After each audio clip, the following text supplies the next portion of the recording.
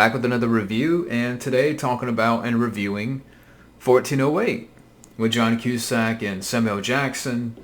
And this is a really solid, horror film, solid ghost story, directed by, and I'm going to botch his name here, Michael Hafstrom. Now, I know this director. He would go on to direct Escape Plan with Arnold and Stallone, which is a film I don't care for. I know before that he directed Derailed with Clive Owen. He also directed The Right with Anthony Hopkins. And this is based on the 1999 short story by Stephen King. And the plot here, you have our main character, Mike Insulin, played by John Cusack. He's this acclaimed author who likes to debunk paranormal phenomenon. And he's heard about this hotel, particularly this room 1408 at the Dolphin Hotel. So he goes to this hotel. You have the manager of the hotel, played by Samuel Jackson. He warns John Cusack, don't stay in this room. It's evil. People have died in this room and have not lasted 1 hour because, there's evil within these walls. And John Cusack goes against Samuel Jackson and stays in the room. And, the minute he goes into the room and, he starts to get comfortable, things go south. And, you have the radio and you got that song by the Carpenters, come up, and things are starting to take a turn for the worse. I mean, it's just the room, he's starting to lose his mind as well, and evil things start to happen. And that's the plot pretty much. And, like I said, this is a really solid ghost story. John Cusack, talk about the cast real quick. Really good here. I liked his character in the film. Again, he's this guy that likes to debunk phenomenon, supernatural phenomenon. So when he's in his room, he starts to look around and, inspect the room, and, he's checking the bathroom, and, he's checking the bed, and he's checking different areas of 1408 that, this is a trick here. This is a game that he's being played. And the minute things start to happen, you feel bad for the character, and then throughout the film you feel even more bad because, again, he's losing his mind and he's seeing apparitions, come through the room. And that song that would once in a while pop up on the radio, we've only just begun, which is a, creepy. Whenever you have a Carpenter song in a horror film, I think they actually use that same song in The Mouth of Madness in the beginning. But I think so. But yeah, that you hear that song once in a while pop up, and John Cusack, he's going mad and going crazy because all this stuff is happening and the room is closing in on him, and he's trying to get out and get help. He's yelling at the window to the people across the street, and again, just all this evil stuff starting to happen. Samuel Jackson, again, he's the hotel manager, and he warns John Cusack, don't go in that room. People have died. And he shows, like, he has this archive of all these people, like this clippings or, this book of all the people who have died in this room, of all different types of deaths, from drowning, suicide, which John Cusack, there's a scene later on where he tries to commit suicide, or like the option is as a way to check out of the hotel. I thought that was creepy because there's a scene where he talks on the phone, he calls the desk, and they're saying, well, here's an easier way to check out, and you can check out the fast way, the express way. And he turns around and there's like a noose hanging, like a noose appears in front of him. So, and there's a lot of creepy sequences in the film. There's a lot of creepy scenes and imagery, and the writer, I got to give credit to the writer. Well, actually, there's three writers. You got three writers here with the film, but I don't know, just the way they executed on, certain scenes and John Cusack, being haunted by the room and all this stuff is happening. Like, there's this one scene where he crawls into the vent, in the ceiling, and there's this like, demon or something in there, like a corpse or a ghost. You have certain scenes because you find out that his daughter has died, so there's some communication going on between him and his daughter. So you have that going on, and his wife is played by Mary McCormick, and she's good here too as well. Good support from Mary McCormick.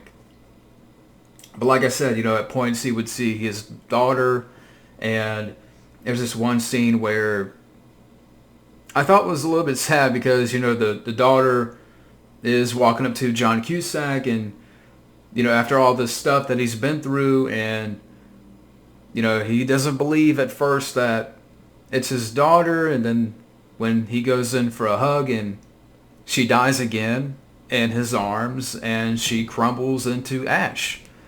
And again, there's a lot of stuff like that in the film, just a lot of imaginative kind of stuff like that, sequences where at one point, it snows in the room and, you see John Cusack's characters freezing, and, you got that scene where I just described about, where he's hugging his daughter and she dies again and then she crumbles into ash.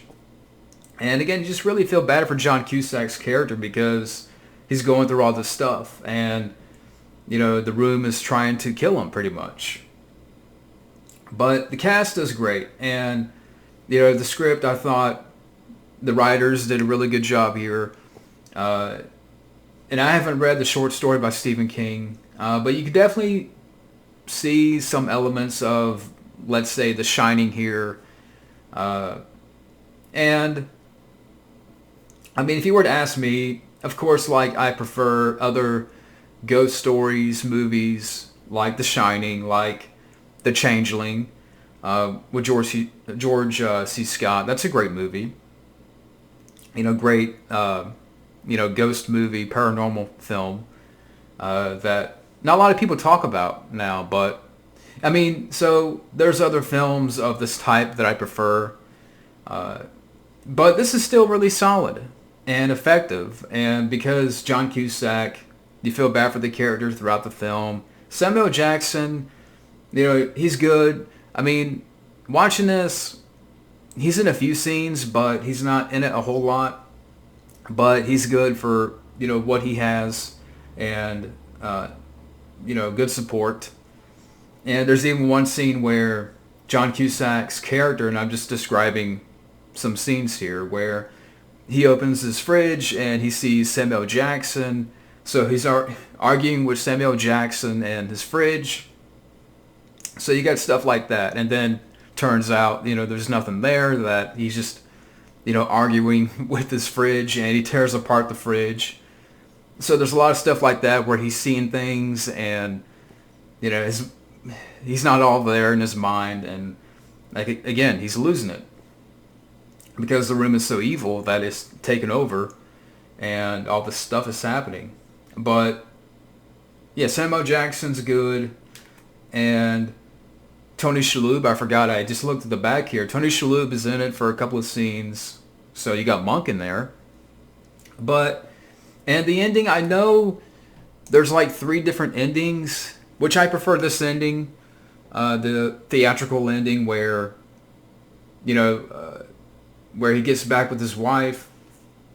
And there's even one scene I forgot in here, almost forgot to mention, where, he thought he was rescued, like, he thought he got out, where he's rescued, and there's this one scene where he goes to the post office, and the people at the post office start going crazy, and they start tearing up the post office, the room, and then you find out that underneath and behind these walls, it's still 1408, that he's still in the room. So I really like that. I like that sequence of how, he thinks everything is going good, that, he's at the post office, and when people start to turn on him and people in this post office that he's seen before, they start tearing apart the walls, and you start to see parts of the hotel room that he's still there. I thought that was really well handled. I forgot to mention that, but at the end, him and his wife, they get back together, and his wife hears the voice of their daughter who died, on the recorder, and that's how it ends. And because she didn't believe him, that she doesn't believe that he saw her daughter. He was in contact with the daughter. She doesn't believe it, but by the end, she hears her voice. And you also have the director's cut ending. You also have the second alternate ending. And actually, let me read off. Probably better if I do this. Sorry about that. I had some chicken a while ago.